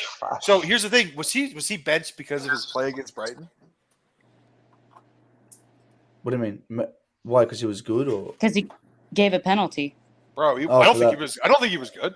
no? I thought he was understand. good I don't know. looking for a pass, but not. He wasn't special defensively. Batty Shield, I think, Yeah. wipes the floor with him defensively. Oh yeah, Body Shield's a man, though. He's a man. Thing is, Joe Biden. we need one more. That's what I'm saying. If you get, Yeah. I just keep dreaming. Every time I hear Marquinhos lean, I'm like, bro, you need to get this bro. guy. You need. He was saved. Chelsea. This is not Chelsea. He will save it. Let's have it right. Easy there, Binnerals. All right. Hey guys, what about Benjamin Pavard? He's also there in the market. He's good. No. See, Jared doesn't. I think Pavard's really good. Not as a center I think- back. No, not as no. He has played centre back. But No. No. But we need. We're talking about need there. So enough. He's not a center back. I mean, he's a defender, but he's a right back. Agreed. He can play right center back in a 3, but he's not playing in a 2. I mean, that's And sort of he a has, and contingency he's not position. great. That's a contingency position, man. But I mean, sure enough, I get the outside the box thinking. I hear you. What would you think of this situation? Maybe we hang on for one season with a Chalobah, bring in Bashir Humphreys as needed. And then after Thiago Silva, I think he's gone after this year. I think once his contract is over, I think he plans on going back to Brazil. We'll see. Oh, I actually disagree with that. I think he's going to be a coach here. His kid plays for Chelsea. That'd be wonderful. But once Thiago Silva's done, What do you think of going back? I hate this, but what do you think of going back to Benfica and negotiating for Antonio Silva? The last namesake. Well, look at his Well, passing stats. He's good defensively, but look at his passing stats. He Let's be can very pass. clear. 85 Defenders are million. always Very going to have good. higher passing stats because they have more space to pass the ball. 85 million. I That's know. a lot of But moolah. I know it is. But if you want to compete at a top level, if you want to be a Manchester City, you need to have 2 players for every position that can compete at a top level. It's not our problem that West Fofana is injured. It's very unfortunate. He is a top player with top talent, but the club comes first. So if you can go out and secure a talent, I'm not saying it has to be Antonio Silva, but if you can go out and secure a top talent that can set the club for the future, and then we make a decision between him and West Fofana down the road, I'm okay with that. I know this team needs experience, but I don't know that going for. I just don't know enough about Marquinhos to be all in. Oh, he's I know he's a a leader. legendary player. I know he's a leader, and I know Just he's by the way, Welbeck just scored for Brighton. They leave. They lead Newcastle 1-0. Well, it's they can always blow me. Brighton. So Badiashile cost the club 32 million. Okay, he's like one of the best pieces of scouting I've seen for Chelsea since Eden Hazard, but it really wasn't even Chelsea that scouted Hazard. It was Joe Cole. So because we're fucking teammates. But like this player is amazing. But like on the right hand side, I don't see a world where we even consider selling Fofana. Like I don't see it. But as for you saying let's bite the bullet with Chalobah, yeah, you say that until he has to start, and he sucks. Yeah. He's I mean, if we are average. going for a top centre back, I'm just thinking out loud. Why don't we fight with Man City for Guardiola? I don't The think deal it's isn't worth the done money. yet. 100 million. Is he better than Badiashile? No, but he's proven when you are talking about Antonio Silva versus Guardiola. I'm talking about that comparison. Well, the Yeah, but I think difference. Chelsea would just look at this and say, it's money. a redundancy. We would have 3 left-footed center backs, and I think there's no reason in my mind that you can't Jared. have 2 left-footed center backs right at the same time. We've done it. Teams have done it for years with 2 right-footed center backs, but for some reason, if you're left-footed, you are incapable of. Yes, Breezy! Yes, Breezy! It's just, I don't know. It's silly, but I think if we did have 3, I think it would become a redundancy, and I think at that point, move on. You would have to make a decision between who you let go. If you bring in Vardiol, I think you would have to make a decision between Colwell and Badiashile. It's an easy decision. I think so too, but Come on. I've been very vocal that I think one is supremely overrated, and I think he's got a crazy big ego. But Well, I think you should tell Jessica that because she's pretty smitten. he's good looking. I'll give her that. I'd fuck him. All right, so I think any of us would. definitely. So, all right, let's talk about this because I want to talk about this for a quick second. This, to me, currently is the best player on the team, in my opinion. My opinion, Jared. My opinion. I think Reece James is the best player on the team. I think Reece James is one of the best players in the league. Reece James has made it very clear, along with Ben Chilwell, both these fucking guys, right? They said Chelsea's in a bit of trouble. Doesn't bother me at all. It didn't make me hesitant to sign a new deal.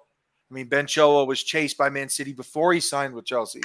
Ben Chilwell was chased by Man City before he signed a new deal with Chelsea. Reece James was chased heavily by Real Madrid before he signed a new deal with Chelsea. These guys stayed, and they're staying because they definitely want to be here because they know that we're going to turn this around. They know that this is a short-term blip in an otherwise long-term successful project. And whether it's Ben at Vice and Reece at actual captain, these guys are going to be the left and right pivots of not just Chelsea, but probably England. If they're playing really well, Southgate's going to play these guys over everybody else. And whether anybody thinks that Chilwell sucks, you're a fucking idiot if you think he sucks. Ben Chilwell is a magnificent player. Reece James just happens to be a little bit better. But Reece James is captain. Ben Chilwell is vice captain. Jared, they have my vote for 2023. What do you think? Yeah, I don't mind Reece being captain. Yeah, he's one of my favorite players. I like how he plays. He got that little attitude. He's quality. I mean, if you're going to be captain, you need to stay fit so you can be on the field. He looks fit though. Yeah, no. I mean, if you're always in the training room, then the vice captain is leading the team. Yeah, but bro, we got to be real with ourselves. There were times last year under Potter, Reece looked fat, not fit, but he looks really good right now. Well, I think everybody on the team was fat. Yeah, it's brutal. I like Thiago. The idea of Thiago Silva in his last year getting it. To me, he's the consummate captain because he's just that calming influence on everything he does. Mm-hmm. So, do I have a preference? Yeah, probably Thiago Silva just because it's his last year and Reece will be here next year and he can get it then. Am I going to complain like these well, let me just say this. There's an awful lot of people out there, and I mean this with all due respect, and I hope some people can forgive me for this verbiage, but a lot of people out there need to stay off the beach. I can't be bothered anymore. Stay away from the beach. Don't go anymore. Stay away from it. Because the actual beach? Yeah, I can't deal with any more people out there with sand in their vaginas. I just can't. I just. What do you know about that? Enough is enough. Stay away from the beach. Oh my Lord. Man, I thought he was gonna make this like an Instagram thing, and then he goes, "Yeah, I don't know what it was. I thought he was gonna make fun of something, but I was not expecting that." Yeah. Bree, always a pleasure, Jesters. I want to follow that shit. Oh, just shut up. The man who's more holy than the rest. I'm just keeping my mouth shut because of Jared's comments. I mean, he's talking about. I know. But to your statement that Reece James is the best player in the current team, I am like, I feel Nkunku would top it off. Really? I love his statement. Like, it was like, even if Chelsea was 15th or 16th, it doesn't matter because I knew the new season would not be the same as last season. Yeah, and part of it he meant is because he was coming. He's going to make it better. Yeah. That's true. But here's the thing, right, Carlito? If I am a top scorer in Bundesliga and Chelsea is coming for me with Graham Potter, it should tell me something that, okay, Graham Potter is not going to be there forever for me to sign that dotted line. You know what I mean? It's something more of like Chelsea than of Nkunku. See, I don't want to get into this, but Bree was right about Potter. Bree, my only hold on, I don't want to get into it. Bree was like, I just want to say that I couldn't imagine a player or a manager being that bad, getting paid that money. So for me, it was like kind of hard for me to wrap my mind around how he could be so fucking bad at it. That's why it took me a while. You even unfollowed me on socials. Not me. What do you mean? You never made that category. I think I even blocked her. I'm not even kidding. Yeah. I never made that category. I was the first one to come out and say Potter shit. But yeah, that now Pochettino, no one has the balls to say anything other than yes, sir. I love this guy. I didn't think I would like him quite as much as I do, as quickly as I do. Fuck, man, he's awesome. But I keep highlighting it on my social media that you can just see, just to steal Carlito's word, because it's one of my favorite words. It makes me feel smart when I say it. The juxtaposition between him and Graham Potter is they can't even be compared. They can't be discussed in the same conversation. It's disrespectful to Pochettino. Yeah, He's he's levels just a above. man's man. Carlito, let me say this for the captaincy, right? Yeah, We go got ahead. Thiago Silva first. Second, Kepa Arrizabalaga. Uh-huh. Third, Yes, Reece you know. James. Speaking of Poach, you know who loves Kepa? Poach. Yeah. Yeah, every man, of course, you're gonna know, but I don't think Reece Hey, James. you know I want to Reece keep James is captain, Kepa. but I don't fucking care about a new keeper. I want to keep Gaga and I want to keep Kepa. I'm good with all. Gaga's are here going on loan Saw to that. Belgium or something. Yeah. I don't know what's happening there, but I thought he should be actually playing. I don't know. I don't think actually wasn't available. Has he been available for preseason? I don't know. I think he just got to preseason. He did the World Cup too. Remember? Yeah. Yeah. Keepers do a lot of running. Big athletes, huh? But all right. So final two topics. But I hear you on Kepa. And by the way, we're not buying a new goalkeeper. Anyone thinks we are? You're mistaken. And if I'm wrong on that, I will eat my own Poch foot. trust Skipper, yeah? Back the manager, back the Yes. gaffer. Poch ball. I think we are Back going to the buy. gaffer. Did you see I that didn't save say that starting Kepa made, keeper. by the way? That one-handed save on the line, dragging it back inbound. Oh yeah, apparently according to somebody, it was save. he didn't mean to do that, apparently. What do you mean? It was deflecting off of him. He dragged it so it didn't become a corner kick. It was an unbelievable save. He's got the Like smart thing. that shit is so hard, man. Come on. Married Kepa's about to come prime Buffon. I know. Matt's going to get worse. All right, so we got these final two questions. Let's make this first one quick, and then we'll get into the main topic, and then get the fuck out of here because I'm going to go drink and have some sex and do some bad shit. So first not topic. necessarily in that order. No. All at the same time. It's going to be a conglomeration of sin. But my first topic is Jackson. Damn, y'all. Damn. Like we Jackson. were, dude, as early as 3 weeks ago, we were saying, yeah, Nicholas Jackson, backup striker. Yeah, I mean, so we need to spend 150 million on Victor Osimhen or bring in Harry Kane and a team player that's never gonna play for us. Team that's never gonna sell a player like that to us. Yeah, we need Vlahovic. Whoa, I don't think so. Oh, Jared, I don't think so, Jared. This guy's awesome. He was awesome. Yeah. Did you expect this, dude? No, I didn't. I had really watched him ever. No. I was unfamiliar with his game. Yo, dude, the only person I know that has seen him play is Paul. Only Paul's seen him play. Well, Steve has seen him play. Mm. The football hobo. Yeah. Sure. He's schlepping from town to town to watch any old football game. Yeah. The football. I'm convinced that soccer hut is behind the Walmart that he works at. So, yeah, he's got a turn of pace. He got caught a couple times off sides, but he's pretty good at judging that. Yeah. And the finishing is just, it's what I want to see. Somebody knows where they're going with the ball. Bro, he doesn't even think about it, Jared. He doesn't even think about it. It's just boom, I'm done. Thank you very much. I mean, is that a lot of reps, or is that just a guy that just is naturally not too worried about fucking up? No, I think it's just who he is. Yeah. I know this is going to be hard for you, but after watching Havertz for the last 2 years struggle to hit water from a boat, it's kind of refreshing. Oh, this guy will score way more goals than Havertz. I know that. I mean, it's not about Havertz being a bad player. It's just about this guy being a much better goal scorer. That's fine. It's totally fair. Yeah. Yeah, I really think that we found a gem, and Kindergarten FC is going to roll over your hairy butt. Yeah, I mean, I remember when Real Madrid bought Benzema, their main guy was Higuain. It wasn't Benzema.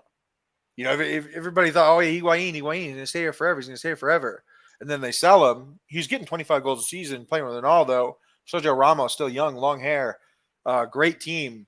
But the main guy was Higuain, and all of a sudden Benzema eventually comes in and is just fucking out of nowhere. This French guy, weird-ass haircut, unbelievable player.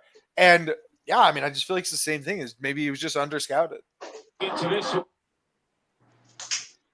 Hey, guys.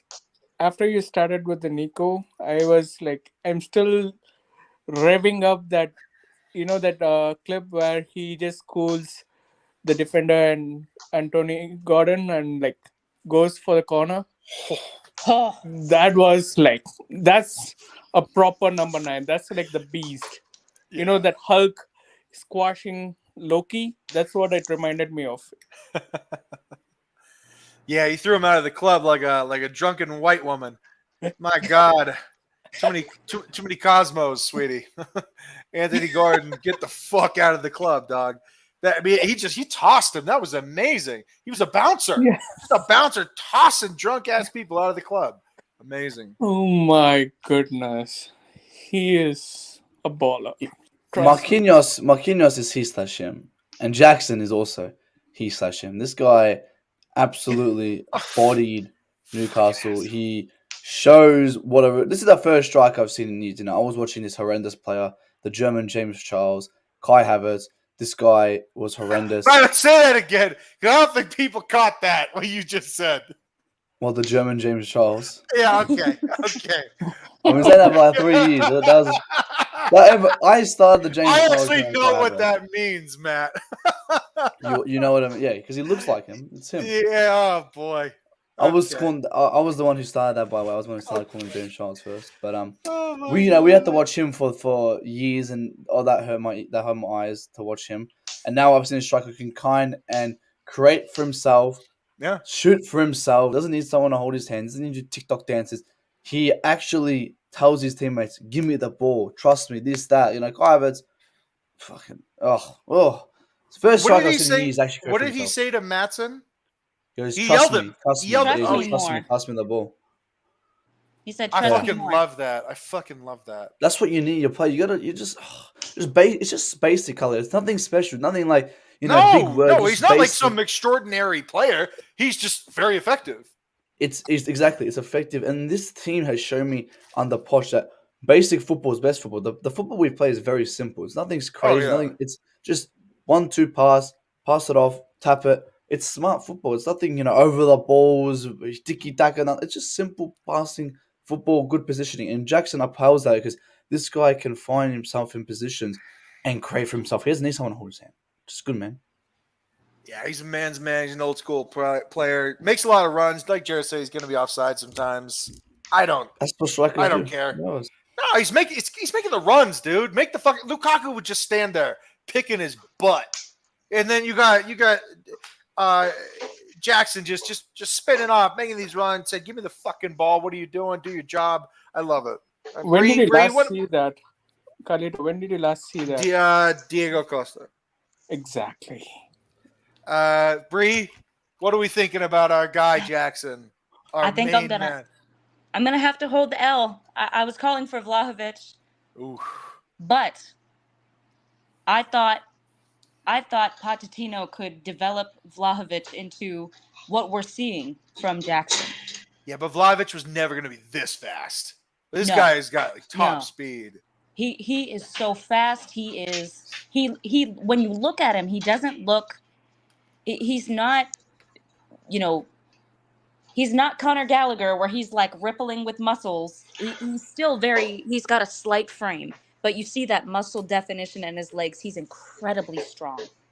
And he's wiry. Yes. He's so tricky because he's strong. He can push you off the ball. He was going, shoulder to shoulder with the defender while Ian Maatsen slotted that ball right around the front side of the defender before he put it in the bottom of the net. Oh my word, this guy is so tricky. He's so good. And I absolutely love people. Again, I'm really gonna hammer down on this. People were saying they were panicking about the leadership we were losing in this team. And I said, people will step up. Leaders will be developed. People step up when they feel the need to. When there is a hole, people will fill it. But Jackson, it's not even just what he said with Ian Maatsen. In the game prior, he pulled aside Mykhailo Mudryk after the game was over, and pulled him aside, and they were talking tactics, right as the final whistle was being blown. And even with Ian Maatsen, right before, like as this was happening, Pochettino was trying to get Maatsen's attention, realized these two were talking about tactics, and let them figure it out for themselves. Yeah. Jackson Yep. he's going to be a problem for this league. He is really, really good. I think it's more than just really, really good. I think he's really, really motivated. Oh, He absolutely. really wants to be good. I think that this guy was thinking he was going to go to Bournemouth in January, saying, "Oh man, I may be starting from the bottom in the Premier League, Now but at least here. I'm in the Premier League." It's like, no, not really. Now you're at Chelsea. It's quite a paradigm shift, and I have to say, one never knows where loyalty is born. Shout out Mad Men. One never knows where That's a good show. gratefulness is born from. Someone that's just so grateful, they may fight even harder. And I think in this case, it's not an exception. I think it will be the rule. Last topic, someone who's not grateful. Oh, boy. All right. Here we go. Here we go, Maddie. Here we go, Shanath. Here we go, Jared. Here we go, Breezy. Oh, boy. 325K a week. Oh, boy. We were certainly sold something that we did not vet. Pep looked under the hood, saw something he didn't like. He said, yeah, I'm going to go get Alvarez. Yeah, I'm going to go get Holland. Woof. Raheem Sterling. Maddie, I'm going to start with you. I'm going to end with Jared. Maddie, I'm going to start with you. Fuck, man. Fuck. You know, I said on the terrace before he joined that he's a finished player. And then he joined, and I was like, you know what? I want to back this guy. And I still want to back this guy because he has the most experience in this team. He has one of the most trophies in this team. He has the most Premier Leagues in this team. This guy is a good player. He's shown it. He would be considered a Hall of Fame. What was that? A Hall of Fame player, credential-wise. Yeah, because he's done it all nearly. You know. But the thing is, for me, is that he hasn't done it at Chelsea, and he tries so hard. He trains hard in the preseason, as proclaimed on his social media, but he just can't bring it to the football field. And the one thing for me is why. Why he is such a good player at City? Was it because he had De Bruyne? Do we not have the De Bruyne? Is he lost form? Does he want to play? What's wrong with him? Because he's on high wages. I will get him out, but I want this guy to succeed. I want him, and I know he can succeed. I just need to see it. I need to see it from him, but it's not good to see, man, because he has not. I don't know when the last time has he even when he's joined. He hasn't even shown up that good. He's been very basic. I don't know what it is, man. You guys gotta tell me what's with Sterling, man. What's wrong with him? I think he's the worst he's ever been. The 100%. way he looks right now, he looks a little heavy, and it's ball retention, Matt. I mean, like, I'm looking at these other guys, and they're not losing the ball. Nkunku just gliding past players, just so beautiful. I like a Sterling, and I remember especially his first. I think it was his third year at City when he was going to be Player of the Year. Always scoring game winner goals, right? He was just electrifying. So unbelievable. Raheem Sterling, he was 24 years old at the time. Fucking amazing. He's 28 now. Should be in his prime. And he just looks terrible. He just looks terrible. Thanks, Alex Horseman, for being the psychologist of the panel, for letting us know that he's disinterested because he's a psychologist. The Gunner fella said Sterling finished. Chelsea dead system ruined it. I mean, we can say we can ruin the last season, but the guy just lacks basic composure. Our system can't teach him how to stop a ball. Our system can't teach him how to pass. Our system can't teach him how to dribble. He lacks the basic principles of playing football. It's not the system.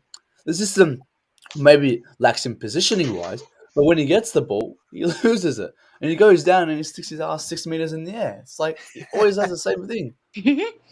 Yeah, it's like Chernoth, is he right? I'm agreeing with Matt when I say regression at 28. I mean, that's pretty strange. Like real regression where your dribbling, your passing, your touch, your body, your fitness, everything has just gone backwards. I mean, has he just gotten fat off the land? Is he just happy with the contract? What the fuck is going on here? I expected him to be on fire this season. He looks terrible. Honestly, Carlito, whenever he's on the pitch, I'm compelling myself to see the game. I'm like literally forcing myself to see the game. This is the guy who has been playing in Premier League since 2011. From 16 years Liverpool, old. 16 yes, years old. exactly. From Liverpool to Man City to Chelsea, it's like all our top league clubs. It's not like he went from a bottom table club to the top league. And here we are looking at a guy who is supposed to fill in the shoes of Eden Hazard, like Pedro, like someone who comes in and brings the magic, the spark. And I see him flying off whenever there is a defender who touches him. I'm like, this ain't Barcelona. This ain't Real Madrid. This is Chelsea. We play physically. We go for a physical game.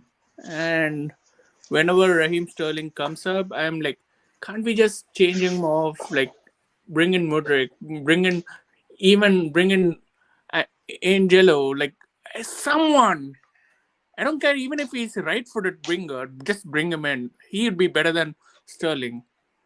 Honestly, I would want him to succeed, but I'm losing my patience. Well, Bree, I don't want to be hyperbolic about this, but it's gotten worse. Yeah. I think he can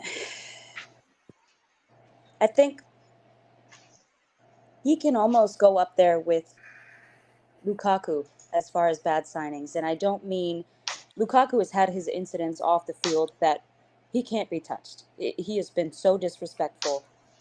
So I'm not trying to say that Sterling has done anything like that, but he has seemed uninterested on the pitch since Thomas Tuchel left. And he started pretty well with Tuchel. And then we know how that ended, and it seemed like he was going to try with Graham Potter. Then there were reports coming out that the senior players weren't buying into the new manager. And I thought this season would be a lot better. But he seems to be less interested. And to me, it's your fitness as a professional football player. To me, it's like a cardinal sin. If you're a professional, you need to act like one. Yeah. And as a professional athlete, your body is what earns you a paycheck. Yeah. You have to be fit.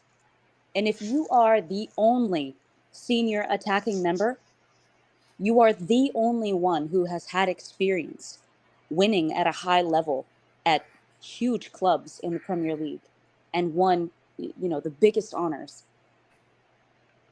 To me, it is inexcusable for you to come in overweight to the point where the manager is talking about it in press conferences at the preseason tour, where the player is making jokes about it, saying that, I've been working with the manager. We have decided to change my diet. yeah. How about Are those you buzzwords, huh? Are you Hey, kidding Bree, me? hey, Bree. Bree, I decided I'm not going to have bagels in the morning, but you know what I did? I went to my boss and we talked about it together. No. It wasn't my boss coming to me and saying, Ryan, you're fat. You're fat. Stop eating bagels. It's like, no. We decided together. It was a group decision. Look at the empowerment. Look at the egalitarian leadership vacuum there. Oh, boy. So progressive. We decided together that I need to use my diet to maximize my abilities. Fuck you. You're fat. I think it just shows a lack of respect, a lack Yeah. of professionalism. And to me, it's inexcusable. Yeah. You can't come in and he knows. He's said it in interviews and press conferences before that he is one of the leaders of this team. These young players are going to look to you, and you're They not used to setting a watch good him play. example. Bree, they used to watch him play. I know, and he was great. Yeah. But as you said, how do you fall off this hard at 28. He can't do anything. He can't hold the ball. He can't take a man one-on-one. He can't pass. He can't. If you watch back that game against Newcastle, he would half-ass press and act like he was going to close down the space, and then would just start walking. He was not interested in that match at all. Bad. It's bad. Wait, when did he last play? I mean, he's just coming like as if it's a training session. Yeah. All right, Jared. Talk to me, sweetie. You ready for this? It's going to be quick. So get ready to close it out. It's the big reveal, a mic drop moment. Why is Sterling so bad? It's really easy. It ain't hard. Kiss. Keep it simple, stupid. He's English. Okay. No explanation. Just hard line stereotype. Okay. And I got on you. 1776, we're signing out.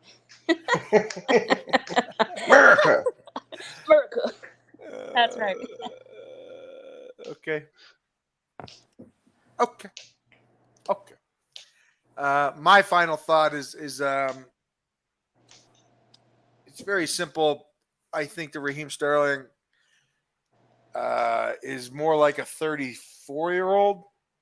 You see this with AAU players playing in a tournament a weekend, 8 games a weekend, 15, 16, 17, 18 years old. Then they go to the NBA. In 4 years, they've condensed 8 years worth of basketball. They don't last very long in the NBA. A lot more injuries now in the NBA. It's not just load management. There really is more injuries in the NBA.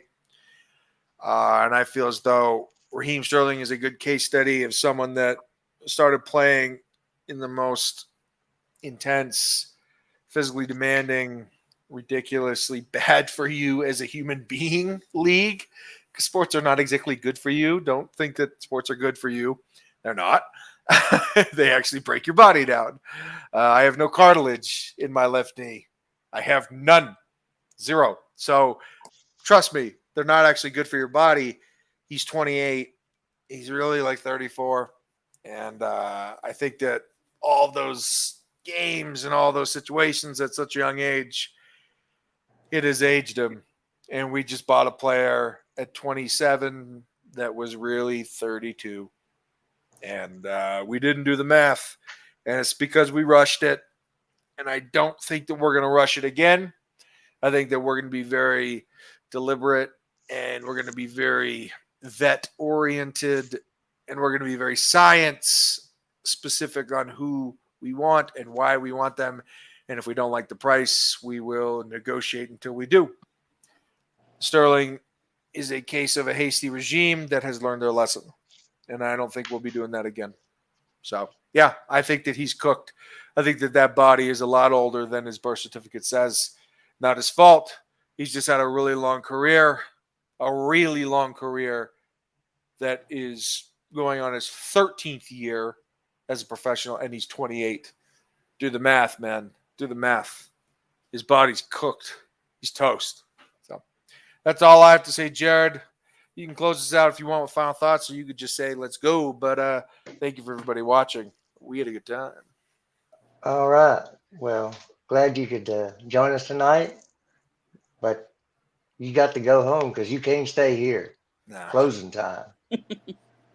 Like that Supersonic song. Closing. Yeah. Exactly. Zagaki. Oh, just as we hit 50 viewers. Hey, thanks for tuning in late, dickheads. Later.